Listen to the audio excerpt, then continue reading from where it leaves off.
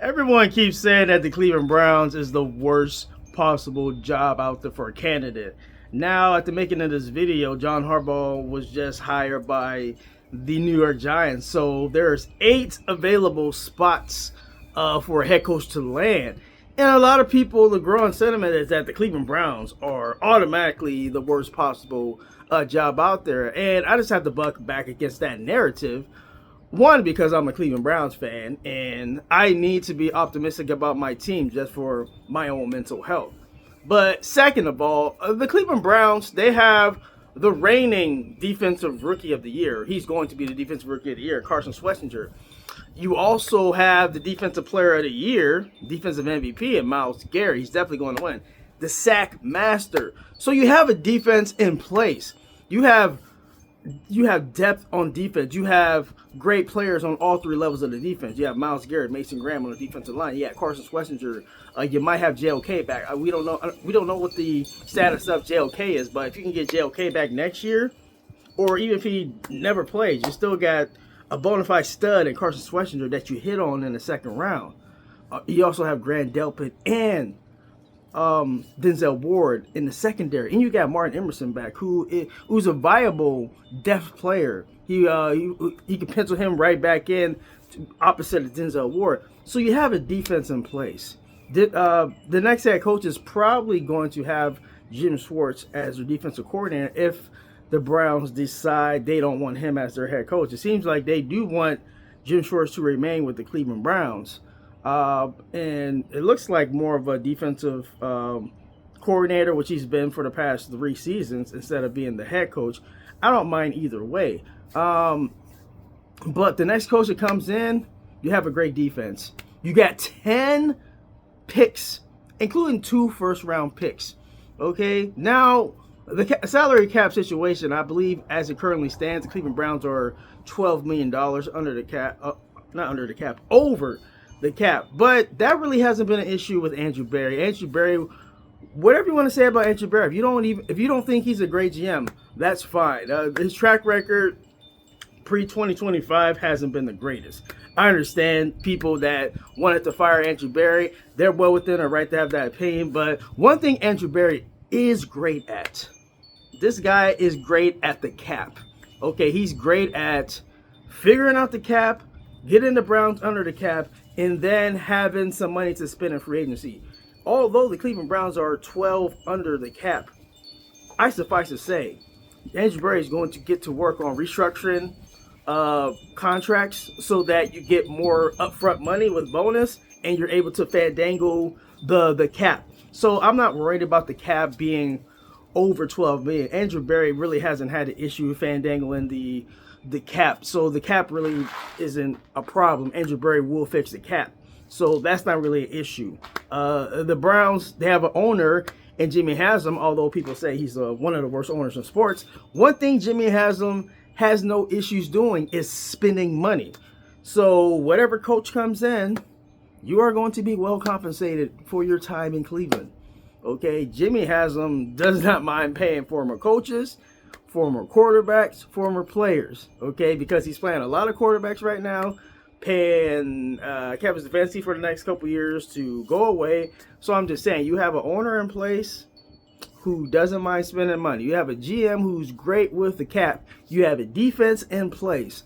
You have the defensive player of the year. You're going to have the defensive rookie of the year on the defensive side. On to the offense, yeah, there's going to be some challenges on the offensive side. That's probably why they are going to hire a offensive mind.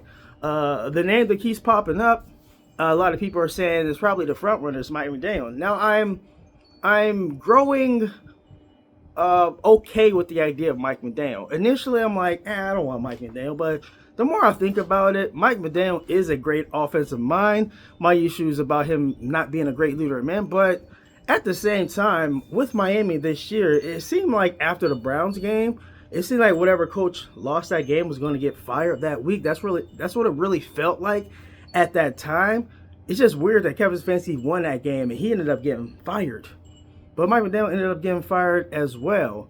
So they both ended up getting fired from the game. So, yeah, it's just crazy that we might go from Kevin Stefanski to Mike McDaniel. But overall, I think Mike McDaniel is a better offensive mind than Kevin Stefanski. I'm not a big Kevin Stefanski leader of men. I didn't think he was a great coaching aspect.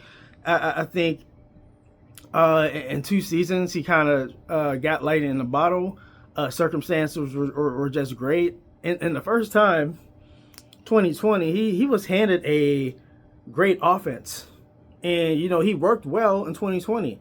But subsequent years after that, 2021, 2022, I'm just saying, man, you kind of wet the bed there. Then 2023, you got extremely lucky that you landed on Joe Flacco when you did off the couch, because that season looked like it was going in the tank after Deshaun Watson shoulder.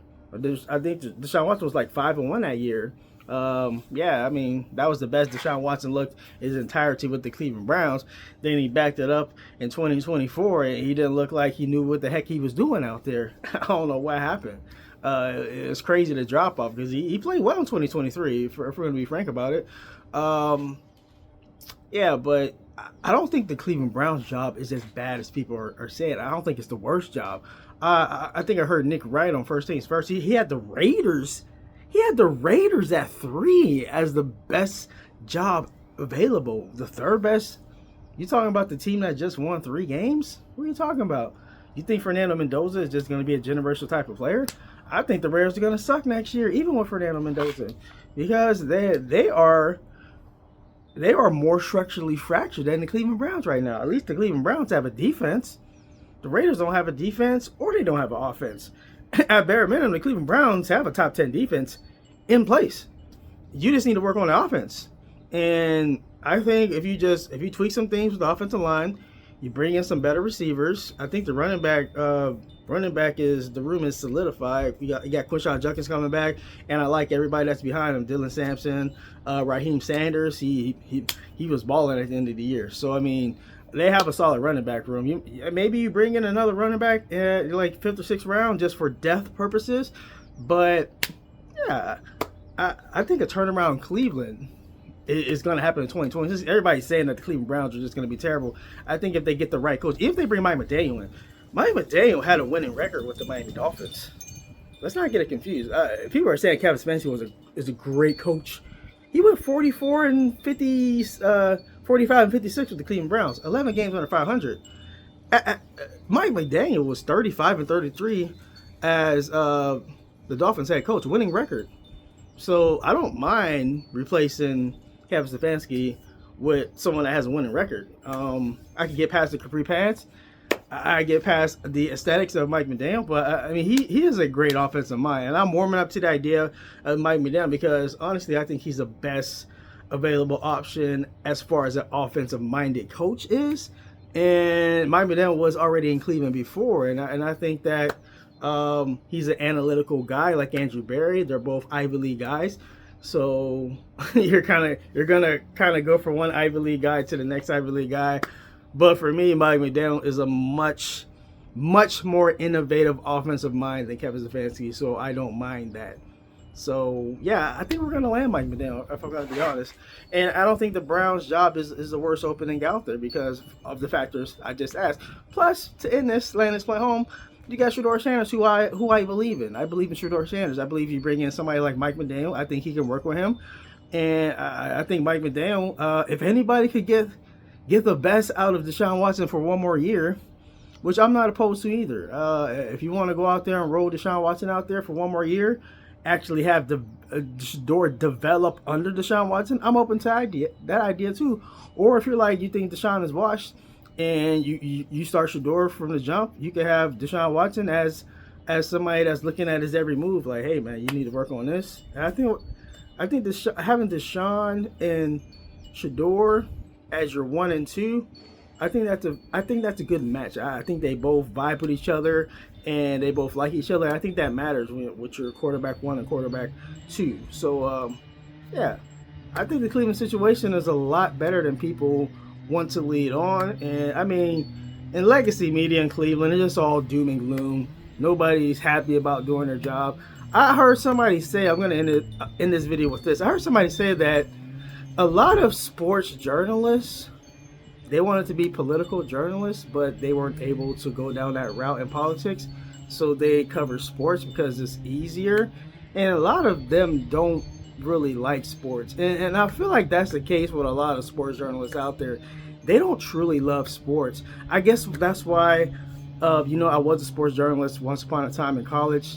I just felt like that wasn't really the path for me because I didn't want to be miserable and I just have a different perspective on the sports scene. I'm a lot more positive about my Cleveland Browns than a lot of sports journalists and sports media and sports radio people that cover the Cleveland Browns. But yeah, I unequivocally don't believe the Cleveland Browns job is the worst. I think it's kind of like a middle of the pack job, if I'm going to be frank about it. I think the Raiders job is the worst job to have right now just because they don't have a defense. I think the Cardinals is the worst job to have. They're just they're paying their quarterback a lot of money too, and he was a healthy scratch for like the last 5 games of the year. You also have, I don't think the Steelers is a great job right now. I mean, who's your quarterback there? You gonna have Will Howard? He ain't even playing any games. So I'm just saying, people are just saying that the Cleveland Browns is just unequivocally the worst job out there when you got Shedeur Sanders, who is a project. But if you polish that diamond right, Shedeur can shine bright, and he's going to prove a lot of people wrong with the right tutelage and the right head coach in place. So I don't think the Cleveland Browns job is bad at all. I actually think it's a diamond in the rough kind of job. You might strike gold with the Cleveland Browns. I think the Cleveland Browns can be good in 2026 if some things hit right. They can go worst to first. Maybe that's just the optimism in me, but I wholeheartedly believe the Browns, they can go from 5 wins to 9 or 10 wins, and I think that will be good enough to win AFC North. All right, KSK Sports rolling out. Like and subscribe. Help your boy get to 400 subs. All right, appreciate y'all. Thanks for rocking with your boy. All right, I'm rolling out. Peace.